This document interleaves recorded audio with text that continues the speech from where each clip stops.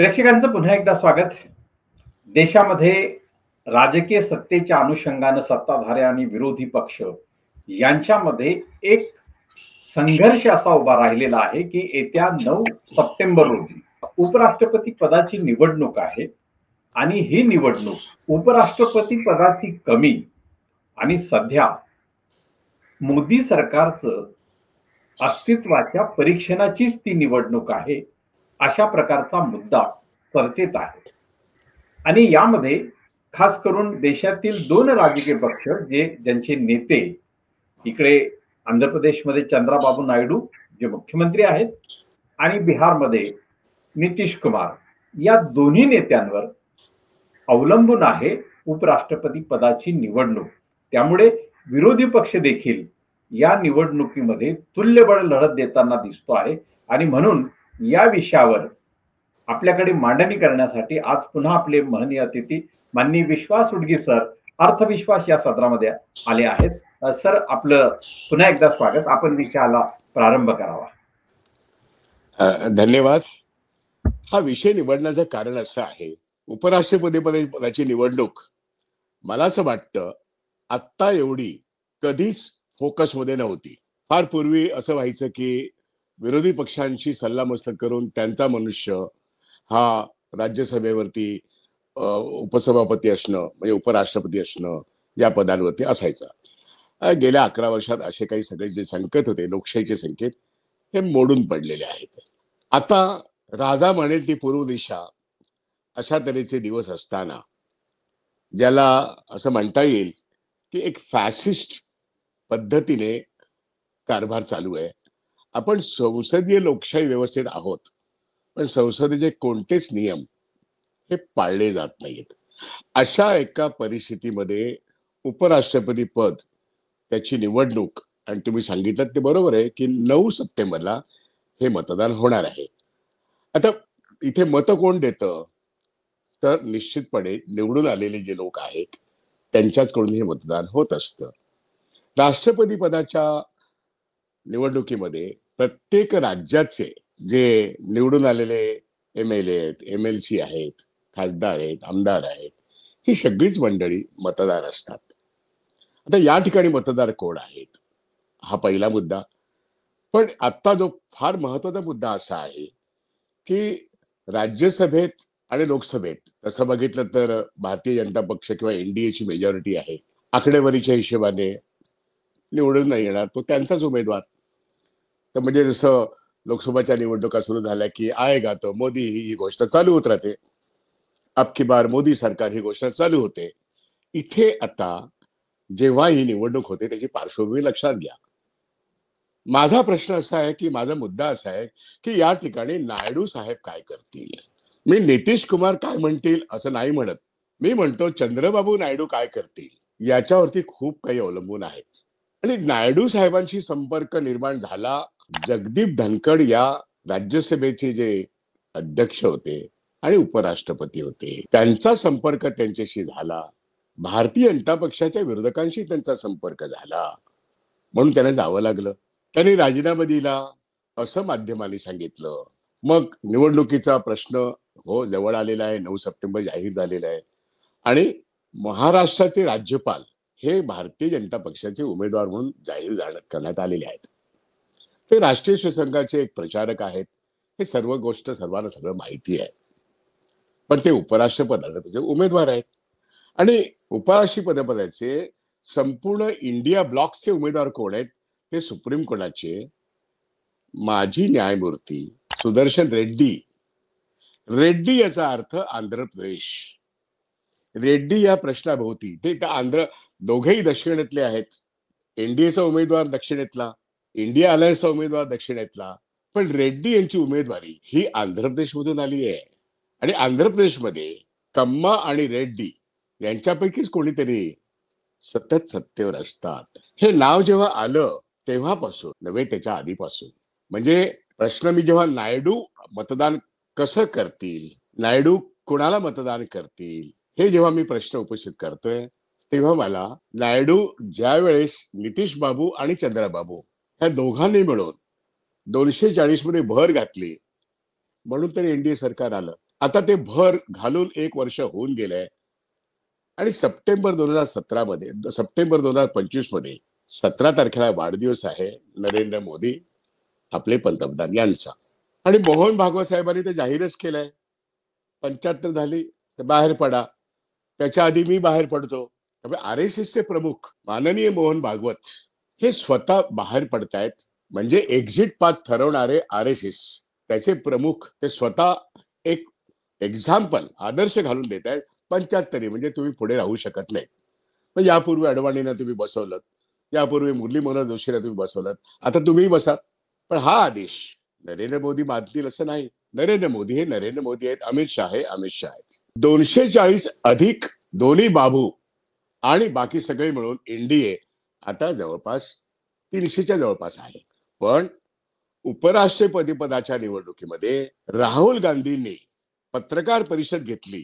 Maharashtra times सकट सर्व देशातल्या वर्तमानपत्रातून महाराष्ट्राचे इलेक्शन जे 68 लाख, 65 लाख किंवा 76 लाख ही जी काही मतचोरी आहे, याच्यामध्ये महाराष्ट्र सरकार चुकीच्या पद्धतीने निवडून आलेलं आहे. इलेक्शन कमिशन अधिक भाजप मिळून महाराष्ट्र आणि हरियाणा यांनी NDAची किंवा भारतीय जनता पक्षाची सरकार निवडून दिलीत. ही तद्दन बेकायदेशीर आहेत. हे त्यांनी लेख लिहून सिद्ध केलं. बेंगलोर मधल्या एका मतदारसंघाचं चक्क 6 महिने अभ्यास करून QED हे सिद्ध केलं की अशा पद्धतीने chief election commissioner Bharatiya Janata पक्षाचं एक डिपार्टमेंट बनून काम करते आणि जनतेच्या मताची चोरी होते. त्याचे 5 प्रमुख मुद्दे त्यांनी मांडलं आणि सांगितलं की बिहारमध्ये SIR म्हणजे तिथल्या सगळ्या मतदार याद्या ज्या पुनर्रचित होत आहेत त्याच्यामधून दलितांची मतं गायब, अल्पसंख्याकांची मतं गायब, गरिबांची मतं गायब. आणि ज्ञानेश कुमार हे पत्रकार परिषद घेऊन राहुल गांधीला आव्हान देतात की तुम्ही ऍफिडेव्हिट भरा आणि तुमचे आरोप सांगा. सवाल आहे की इलेक्शन कमिशनने दिलेला डाटा घेऊन राहुल गांधी 6 महिने मेहनत करतात आणि दिल्लीमध्ये एक पत्रकार परिषद घेऊन एक पॉवर प्रेझेंटेशन करतात. संपूर्णपणे भारतीय इलेक्शन कमिशनला ते कशा पद्धतीने भारतीय जनता पार्टीच्या या 2 नेत्यांची सेवा करण्याकरता ते काम करतात आणि जनतेचा अधिकार, संविधानाने दिलेला अधिकार, एक स्त्री एक मत, एक पुरुष एक मत, याची संपूर्ण संकल्पनाच धुळेलच मिळवतात ते बिहारच्या SIR मध्ये. हे छान झालं की सुप्रीम कोर्टाने आदेश दिला. ही 65 लाख कोण आहेत, जगलेत, मेलेत, खरे खोटे, त्यांनी कोणती डॉक्युमेंट दिली, टाका ना वेबसाईटवर. ते आता उद्या किंवा परवा टाकले जातील. एकामागून एक सुप्रीम कोर्टाने दिलेले निर्णय आता इलेक्शन कमिशन ऑफ इंडियाला फॉलो करायला लागतील, ज्ञानेश कुमारना फॉलो करायला लागतील. आता ते जे काही वक्तव्य करतायत राहुल गांधींना अडकवण्यासाठी, आता स्वतः ज्ञानेश कुमार तोंडघशी पडतायत. कारण बिहारमध्ये गेले काही दिवस RJDचे तेजस्वी यादव, स्वतः यादव पहिल्या दिवशी हजर होते. राहुल गांधी आणि डाव्या पक्षांचे तमाम नेते, प्रचंड मोठा, हजारो नव्हे लाखो लोक बिहारमध्ये रस्त्यावरती चालतायत. भारत जोडो किंवा न्यायाचा जो काही एक सर्वांना जोडण्याचा कार्यक्रम मणिपूर ते मुंबई आणि कन्याकुमारी ते काश्मीर राहुल गांधीने केला, त्याच्यापेक्षा कितीतरी मोठ्या प्रमाणात ही इलेक्शन कमिशनची मतचोरी जी आहे ना. आणि राहुल गांधी सांगतायत की बिहार मधल्या नागरिकांनो, तुमची ओळखच या ज्ञानेश कुमारांनी पुसून टाकलेली आहे. तुमची ओळख ही भारतीय सरकारने आधार कार्ड ठरवली, रेशन कार्ड ठरवलं, वोटर कार्ड ठरवलं, तुमची नावं याद्यात होती, ती यांनी गायब केलेली आहेत. बिहार मधल्या जनतेची ओळख गायब करणारा ज्ञानेश कुमार, राहुल गांधी आपला प्रत्येक शब्द खरा करतायत. आणि म्हणून लाखो लोक, दलित, आदिवासी, होय, सर्व प्रकारचे लोक, महिला, पुरुष, राहुल गांधी आणि तेजस्वी आणि डाव्या पक्षांचा जय जयकार करत आणि नरेंद्र मोदी यांना आता संपूर्ण बिहारमध्ये कुठेही, बाबूंचं सोडून द्या, नितीश कुमारांचं सोडून द्या, पण NDAचा कोणीही मनुष्य त्या ठिकाणी टिकू शकणार नाही. एवढं मोठं रौद्र स्वरूप बिहारच्या जनतेने धारण केलंय. आणि बिहारची जनता धारण करते तेव्हा 1 तारखेला, 1 सप्टेंबरला ते जे काही पटनाचं मैदान आहे ना, गांधी मैदान, ह्याच्या तिप्पट चौपट लोक त्या ठिकाणी येतील, उभं राहायला जागा नसेल. एवढी प्रचंड जनजागृती राहुल गांधींनी केलेली आहे.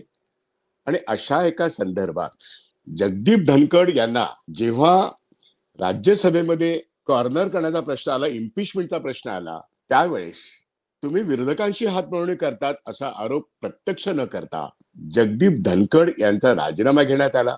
काल काही व्हॉट्सअपमध्ये किंवा काही व्हिडिओ चॅनलमध्ये खरोखर जगदीप धनखड यांनी राजीनामा दिलाय का?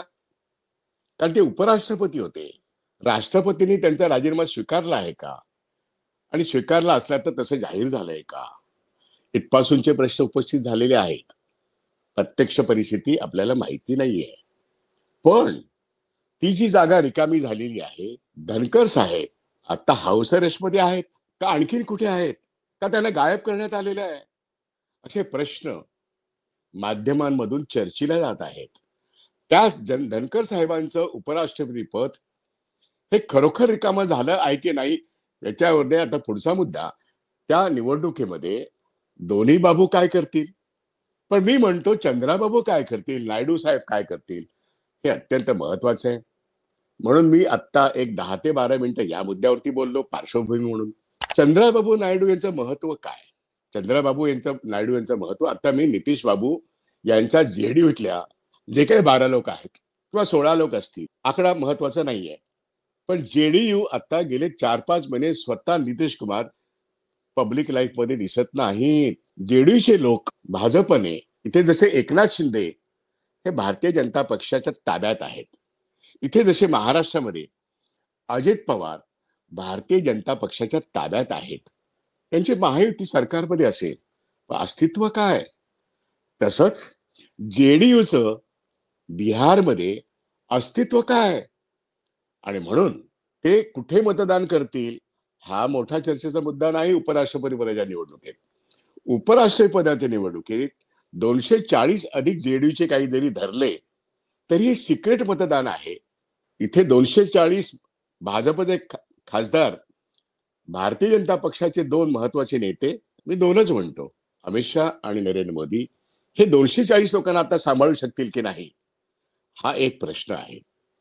एनडीएतले बाकीच्या लोकांना सांभाळतील की नाही, त्यात नायडू सांभाळले जाऊ शकतात की नाही हा एक प्रश्न आहे. त्यामुळे नायडू काय करतील, हा पुन्हा पुन्हा मी नायडू काय करतील असं जे म्हणतोय, तर नायडू हे मुख्यमंत्री पदावरती आता आहेत.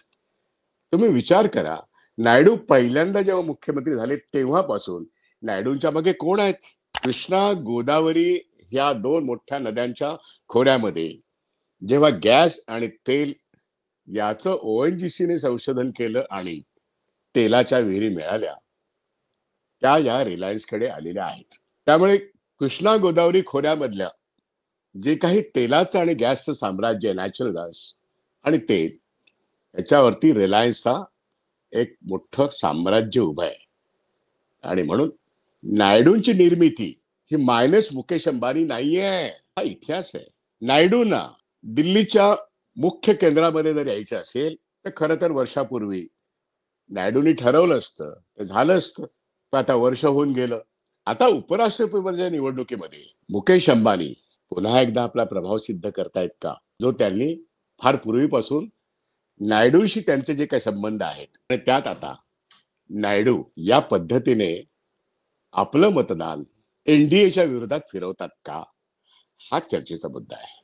नायडू अटल बिहारी वाजपेयींच्या कालखंडामध्ये अशाच तऱ्हेने एक अत्यंत महत्वाची भूमिका खेळत होते. त्यांनी आंध्राकरता एक वेगळं पॅकेज मिळवलं. त्यांनी त्याही काळात काय मिळवलं नाही, तेलुगू देशमचे नेते म्हणून त्यांचा दबदबा तत्कालीन भारतीय जनता पक्ष आणि एनडीए हा पॉवरमध्ये असताना यांची स्वतःची एक दक्षिणेतला नंबर 1 चा नेता आणि एनडीए यातली अनेक महत्वाची धोरणं नायडूंना विचारल्याशिवाय कधी पूर्ण नाही झाली. हे नायडू आता त्या ठिकाणी जगनमोहन रेड्डी आहेत, वाय.एस.आर. रेड्डींचे चिरंजीव, त्यांची बहीण काँग्रेसची नेता आहे. पण नायडू पुन्हा मुख्यमंत्री झालेत आणि पुन्हा मुख्यमंत्री होताना तिकडे जे कल्याण नावाचे घर असते ते भारतीय जनता पक्षाच्या जवळचा एक राजकीय पक्ष त्यांनी बी टीम निवडून ठेवली आहेत. त्यांनी नायडूंना पुन्हा एकदा फोकसमध्ये आणलं. त्याच्या मागे अर्थातच मुकेश अंबानी आहेत, हे वेगळं सांगायला नको. मग आता पुन्हा एकदा मुकेश अंबानी आणि नायडू ही कथा रिपीट होणार आहे का? पॉवर गेम चालू होणार आहे का? हाच खरा मुद्दा आहे. आता दिवस किती राहिले? सुदर्शन रेड्डी हे नाव तिथून येणं, इथेच नायडू आणि सुदर्शन रेड्डी आणि इंडिया अलायन्स हे कोणती खेळी करतायत याकडे जनतेचं लक्ष आलेलं आहे. आज अदानींना परदेशातून जेव्हा तिथल्या कोर्टातून समन्स येतात, 3-3 समन्स येतात, पण ती सर्व झाली नाहीत अदानींना. कॉर्पोरेट वॉरमध्ये हे सगळ्यांना माहिती आहे. आणि 2+2 असं म्हणता म्हणता आता 1 आणि 1 असंच राहिलेलं आहे. अदानी एके अदानी, मोदी साहेब एके मोदी साहेब. त्यामुळे मोदानी झालेलं आहे. मग अंबानी काय करणार? अंबानींना ट्रम्प विशेष विशेष आमंत्रण देऊन बोलवतात, मोदींना बोलवत नाहीत. अटक होईल या भीतीने अदानी जात नाहीत आणि समज त्यांना मोदी सर्व करत नाहीत, जे न्यूयॉर्कच्या एका डिस्ट्रिक्ट कोर्टाने सर्व केलेलं आहे. या सगळ्या गोष्टी गेल्या 6 महिन्यात घडत आहेत. बोललं जाते असे की मुकेश अंबानी हे विशेष गेस्ट आहेत ट्रम्पचे आणि मोदी आणि अदानी नाही आहेत. त्यामुळे देशाबाहेरून घटना घडतात तेव्हाही अदानीचं नाव येतं. अदानीच्या नावाबरोबर मुकेश अंबानीचं नाव येतं. आणि सुब्रमण्यम स्वामी तर सतत रोजच बोलतायत की this is the beginning of the end of Narendra Modi. हे कोण बोलतं? सुब्रमण्यम स्वामी बोलतायत. त्यांच्या पद्धतीने ते रोज सांगतायत. आणि त्या ठिकाणी आज मुकेश अंबानींची जी संस्था आहे, ती संस्था ज्याला म्हणतो म्हणजे त्यांची एक फार मोठी एनजीओ आहे. होय. ती जी काही संस्था आहे त्या संस्थेचे जे विदेशातले सचिव आहेत, ते जयशंकर यांच्या मुलाकडे ते नेतृत्व आहे. जयशंकर यांचा मुलगा मुकेश अंबानीच्या संस्थेमध्ये एका प्रमुख पदावर आहेत आणि म्हणून मुकेश अंबानी ट्रम्पचे मोठे डोनर आहेत. एकेका जेवणाचे बिलियन्स ऑफ डॉलर्स द्यावे लागतात, ते देतात, फंडिंग करतात. तसं फंडिंग अदानी पण करू शकतील, तसं फंडिंग आणखीन कोणी करू शकतील. पण अदानी आरोपी आहेत, मोदी त्यांचा बचाव करू पाहतायत. मुकेश अंबानींचा त्यावर संस्थेवरती कब्जा आहे आणि तो जो काही ORF आहे, तुम्हाला आठवत असेल सुदर्शन आपले सुधीर कुलकर्णी त्याचे एक सेक्रेटरी होते मुंबईमधून, आता ते नाही आहेत. पण त्या संस्थेचे जे लॉबिंग आहे परदेशातून होतं आणि याही देशामध्ये होतं. तुम्ही विचार करा, जयशंकरचा मुलगा त्या ठिकाणी आहे, पण जयशंकर आज मोदींचा माणूस म्हणून सगळीकडे वावरताना दिसतात. रशिया असो, चीन असो, अमेरिका असो, पण जयशंकराचा मुलगा काय करतो? संशयाची सुई अशी फिरते आहे. मुकेश अंबानीचं नाव पुन्हा पुन्हा नायडूंबरोबर घेत असताना नायडू आता काय करतील? तर नायडू आपले 17 लोक घेऊन त्यांनी गुप्तमतदान पद्धतीने जर एक वेगळा व्यवहार केला तर भारतीय जनता पक्षातले लोक 240-40 असेच्या असे राहतील अशी आजची शक्यता नाही. अविश्वासाचं वातावरण एवढं मोठं आहे. राहुल गांधींनी जे वातावरण निर्माण केलेलं आहे, की इलेक्शन कमिशनने केलेली मतचोरी, त्यातून तुमची सुद्धा उद्या गच्छंती होऊ शकते. जागे व्हा. भारतीय जनता पक्षातले लोक सुद्धा अशा कारस्थानांना आता विश्वास ठेवू लागलेले आहेत. स्वतः मोदी बनारसमधून 11 लाख प्लस मतदान असताना 12 लाख प्लस कसं झालं? जर राहुल गांधीने जे पॉवर प्रेझेंटेशन केलं तसं बनारस या एकाच मतदारसंघाचं जर पॉवर प्रेझेंटेशन त्यांनी करायचं म्हटलं तर मोदी हे बनारसमधून हरलेले आहेत हे सिद्ध करायला वेळ लागणार नाही. पण ज्ञानेश कुमार यांनी त्याची जी काही मशीन रिडेबल डाटा जो आहे तो द्यायला पाहिजे. आणि ज्ञानेश कुमार हट्टी आहे, देत नाहीत, कारण ते मोदी आणि शहांचेच सेवक आहेत. त्या प्रधान सेवकांचे ते दुसरे सेवक आहेत.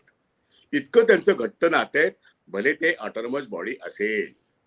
आणि अशा ज्या पार्श्वभूमीवर जर दुसरं एक विधेयक येऊन नवीन येणारे सीएम आणि नवीन येणारे पीएम यांना 30 दिवस आत टाकल्यानंतर मग त्यांची पद जातील, माणसं पण जेलमध्ये 5 वर्ष जातील, असं जेव्हा अमित शहा एक नवीन कायदा करतात, तो जरीही संविधानाच्या किती विरोध असलात पण तो विरोधी कायदा आहे तो रद्द होईपर्यंत अनेक विरोधी पक्षांची माणसं, म्हणजे स्टालिन असेल किंवा नायडू असेल किंवा आणखीन कोणी असेल, ममता असतील, यांना आत टाकणं हा जर अमित शहाचा गेम असेल तर सावध व्हा. हे सगळ्यांना कळतं. आणि म्हणून मतदान होताना भाजपचे लोक पण सावध होतील, नायडू साहेब पण सावध होतील, ममताबाई तर सावध केव्हाच झालेले आहेत.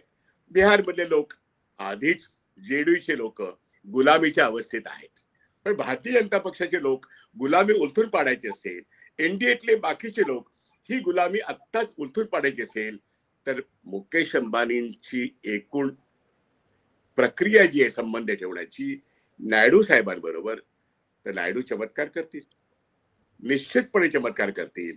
आणि म्हणून नायडू 9 तारखेला काय करतील यासाठी ही सगळी मी मांडणी केलेली आहे. अदानींचा तिथला अदानी हाजीर हो वाला आदेश त्यांना अजून सर्व झालेला नाहीये. ट्रम्प तारीफ पर तारीफ 25% जे 50% प्लस पेनल्टी, त्यातलं रशियाचं तेल अंबानीनीच आणलं आणि होय ते शुद्ध करून युरोपला विकलं. हाच तर गुन्हा आहे ना. पण तरी गुन्हेगार मुकेश अंबानी नाही आहे ट्रम्पच्या दृष्टीने, गुन्हेगार नरेंद्र मोदी आणि डोवल आणि जयशंकर आहेत. म्हणून 50% प्लस टॅरिफ पेनल्टी हे येते त्या ठिकाणी मुकेश अंबानी कोणती भूमिका खेळतायत. आणि आज 2000 कोटीसाठी अनिल अंबानी ईडी सीबीआय त्याला एवढं काही राफेल पासून ते आतापर्यंत मोकळं करण्यात आलं. अगदी मुकेश अंबानीने पण मदत केली. आता 2000 कोटीसाठी म्हणजे एवढं सगळं त्यांचे लोन्स, त्याच्यामधला ज्याला म्हणतो हेअर कट, एनसीएलटी मधला हेअर कट, बँकांनी केलेले राईट ऑफ, त्यांना त्यांचे हजारो कोटीची कर्ज माफ केल्यानंतर आता 2000 कोटीसाठी त्यांना ईडी आणि सीबीआय दाखवणं, याच्यामध्ये अनिल अंबानींना त्रास देण्यामध्ये मुकेश अंबानींना त्रास होऊ शकतो. काय स्टोरी आहे. त्यामुळे नायडू काय करतील, अनिल अंबानींना 2000 कोटीमध्ये मला वाटत नाही, पण मुकेश अंबानी जे करतायत ते कॅमेरामध्ये न येता अनिल अंबानीची स्टोरी एनडीटीव्हीच्या कॅमेऱ्यात येते. गौड बंगाल इथेच आहे. आणि म्हणून नायडू काय करतील, कारण त्या ठिकाणी अनिल अंबानींनी नायडू काय करतील हे एनडीटीव्हीला सांगितलं, 2 दिवसापूर्वी सांगितलं. पण अनिल अंबानीच्या मागे लागायच्या ऐवजी लागलेले आहेत भारताच्या सरकारचे ईडी आणि सीबीआय लागलेत, पण ते मुकेश अंबानीच्या मागे नाही लागलेत. पण मुकेश अंबानी काय करतील आणि नायडू काय करतील ह्याचं विश्लेषण आज अत्यंत महत्वाचं आहे. घोडा मैदान जवळ आहे. राहुल गांधींनी जे संपूर्ण वातावरण बदलून टाकलंय की मोदी सरकार चले जाओ, या पद्धतीने लोकांना त्यांनी रस्त्यावरती आणले. अशा वेळेस बिहारचं अनुकरण बेंगॉल करणार, महाराष्ट्र करणार, हरियाणा करणार, राजस्थान करणार, मध्य प्रदेश करणार आणि होय गुजरात सुद्धा करणार, अशी परिस्थिती भारतामध्ये असताना 9 तारखेला पहिला टप्पा, बिहारची निवडणूक दुसरा टप्पा. ज्ञानेश कुमार यांनी कितीही कायद्याविरोधी काम केलं तरी लोक आता रस्त्यावरच्या लढाईमध्ये पुढे आहेत. आणि म्हणून 9 सप्टेंबर जगदीप धनकर कुठे आहेत माहित नाही, गायब आहेत का हाऊस अरेस्ट आहेत माहित नाही, राजीनामा दिला आहे की नाही माहित नाही, पण इलेक्शन तर 9 सप्टेंबरला आहे. आणि मतदार जे आहेत ते खासदार आहेत, निवडून आलेले खासदार आहेत, ते नायडू सांगतील तसं मतदान करतील. आणि एनडीएचं हे सरकार अल्पमतात जातं. त्याची सुरुवात, it becomes a beginning of the end of Modi government. कारण होय मुकेश अंबानी, होय नायडू, आज असं सांगायला पुरेसा वाव आहे. या भाकड कथा नाहीत, या होऊ घातलेल्या स्टोरीज आहेत, या एका प्रत्यक्ष पार्श्वभूमीवरती निर्माण झालेल्या गोष्टी आहेत. आणि म्हणून नायडू काय करतायत, नायडू हे सरकार पाडतायत का, हे आपल्याला बघायला लागेल.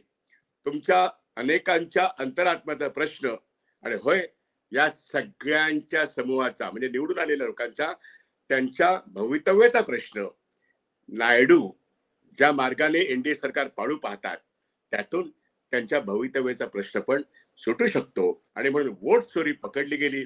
नोटबंदी पासून ते वोट बंदीपर्यंतचा हा प्रवास आपण नीटपणे समजून घेऊया. आणि नायडू काय करतील, तर नायडू सुद्धा स्वतःच्या भवितव्यासाठी एनडीए सरकार त्याच्या विरोधात मत करतील असं आज तरी म्हणण्यासारखं प्रचंड वाव आहे. मी इथेच थांबतो. आपण बोलत राहूया.